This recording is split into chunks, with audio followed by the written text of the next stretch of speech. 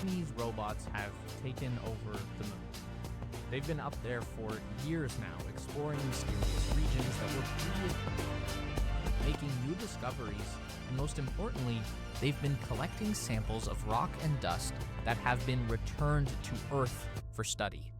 In those samples, the Chinese have found something new, something that will not only change the way we look at the moon, it could have a massive impact on the future of life on Earth. The thing about the moon is that the more we learn, the more mysterious it becomes. See, the Earth is weird, not just because it has people living on it, but because it doesn't behave in the same way as the other rocky planets of the inner solar system. And our big gray partner in crime is mostly to blame for this. Venus is the most Earth-like planet in the solar system. It's nearly identical in size and weight, but Venus has no moon. Mars is also pretty Earth-like. It's smaller, about half the size, and Mars actually has 2 moons, but they're small, like really small. Most people don't realize this, but the largest moon of Mars is only 22 kilometers across, and the smallest one is just 12 kilometers. You could fit both of these inside the city of Chicago. Zooming out to the gas giants, they have big moons, but they're also much bigger planets. Jupiter is 318 times more massive than Earth, and yet its moons are pretty much the same size as our own. That sounds weird, and it is weird. Scientists are still trying to figure out just what is going on here and how the Earth ended up in such an unusual situation. That is why we study the moon. When NASA sent astronauts to walk on the lunar surface in the 1960s and 70s, they brought back a large amount of rock and dust. And one of the first things scientists noticed was that rocks on the moon have identical characteristics to rocks on Earth. That was unexpected. If the two bodies had formed separately, then they would have ended up being made of different stuff. They'd be like two individuals that met up in space and started orbiting each other. We think that's how most planet-moon relationships happen. But if the Earth and the moon are more like identical twins, then they would have had to form at the same time in the same place. But how could that be? The prevailing theory that came around following the Apollo missions was that the Earth must have been impacted by a rogue planet about the same size as Mars. This would have happened just a couple 100 million years after the formation of the solar system.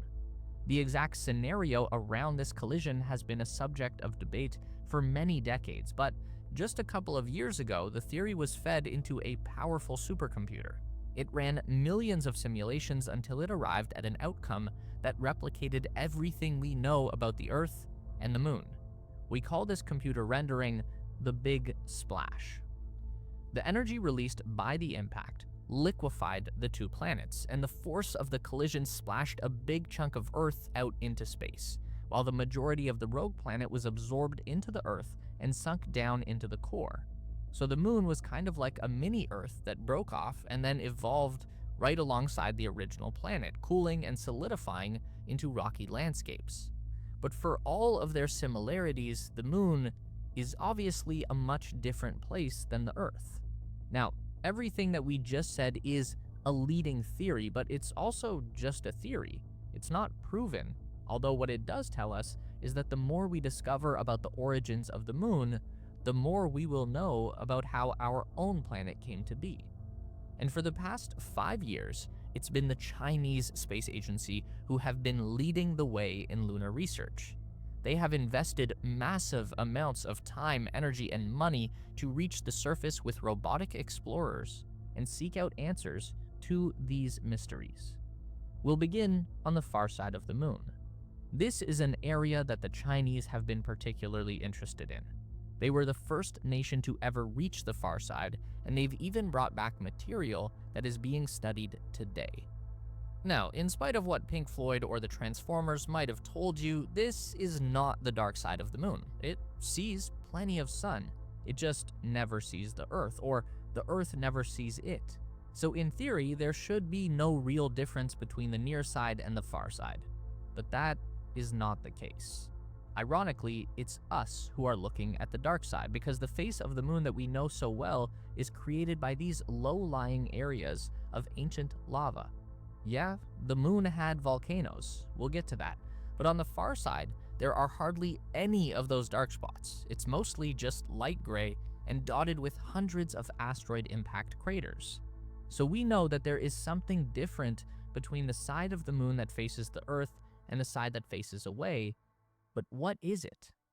The Chang'e 4 mission landed on the far side in January 2019, the first spacecraft from Earth to do that and the second Chinese mission to reach the lunar surface. Chang'e 4 deployed a rover called Yutu-2 that set off on a journey through the von Karman crater. The crater has a width of 180 kilometers, which is pretty much equivalent to the length of Cuba. And this particular crater is part of the moon's South Pole Aitken Basin, which itself is a gigantic impact crater that's almost as old as the moon, dating back nearly 4 billion years and covering a diameter of about 2,500 kilometers, or just slightly less wide than India. The reason that scientists on Earth are so fascinated by this impact zone is because the giant asteroid that created it would have penetrated as deep as 13 kilometers into the surface of the moon, exposing rock from deep within the lunar crust, and that is where the moon hides its most fascinating secrets. What the Yutu-2 rover found in the base of that crater is actually believed to have come from the lunar mantle. That's the thick region of semi-solid rock that separates the outer crust from the inner core. This was the first time that rock from the mantle had been found on the moon.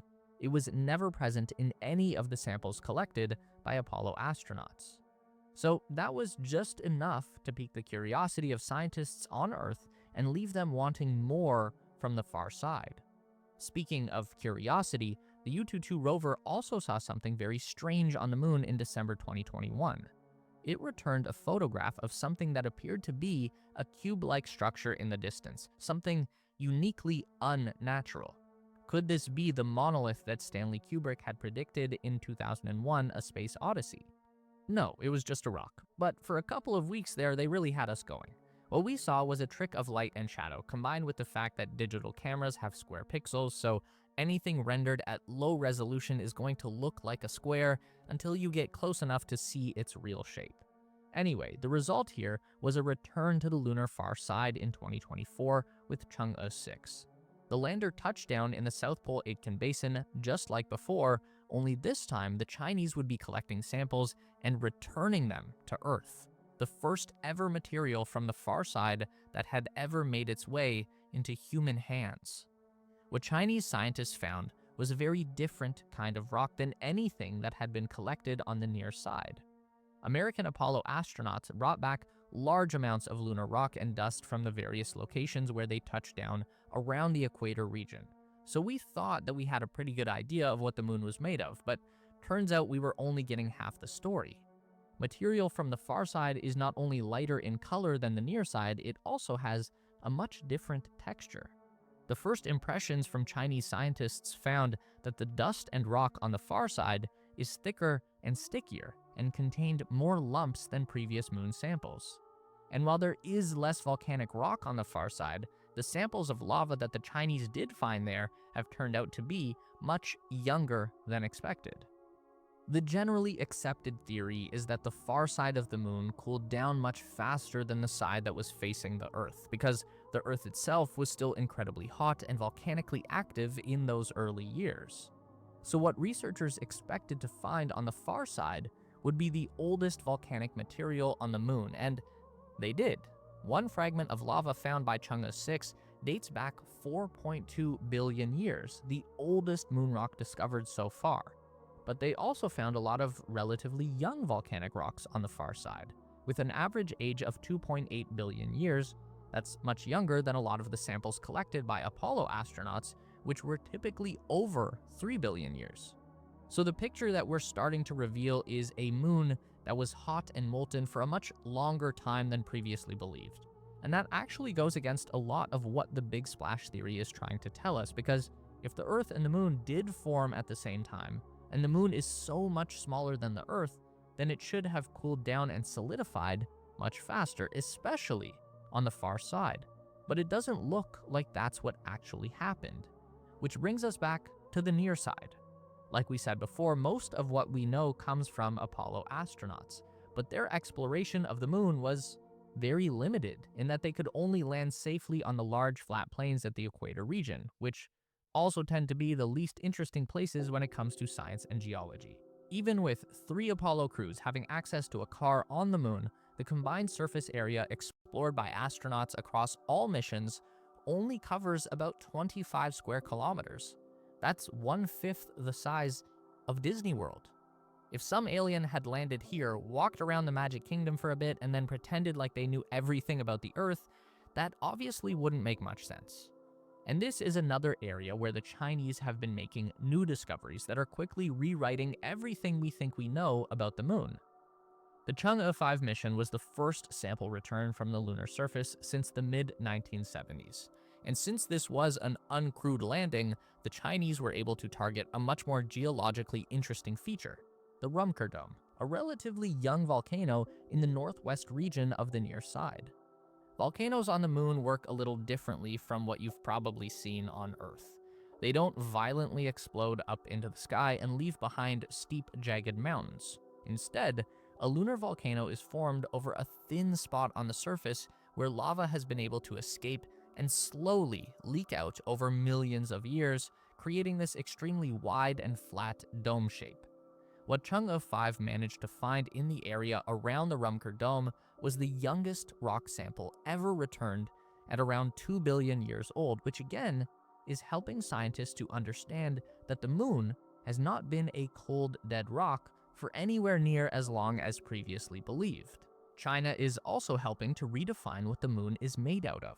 One of the first major discoveries from the Chang'e sample was a new mineral that was never seen before on the Earth or the moon. They named it Chang'esite, and it's not the type of gray rock that you'd expect to find up there. It's a crystal, transparent and colorless. The only piece of Chang'esite that we have is smaller than the width of a human hair, but it's enough to tell us something very important about this new mineral.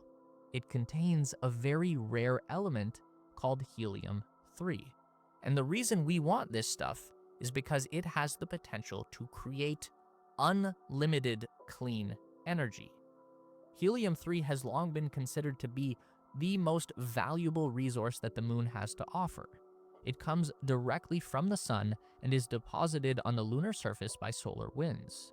We don't have helium-3 on Earth because our magnetic field blocks solar wind from reaching the surface, which is one of the most important things that is keeping us alive. Now, the problem with helium-3 is that we would need to have a nuclear fusion reactor in order to release its full energy potential.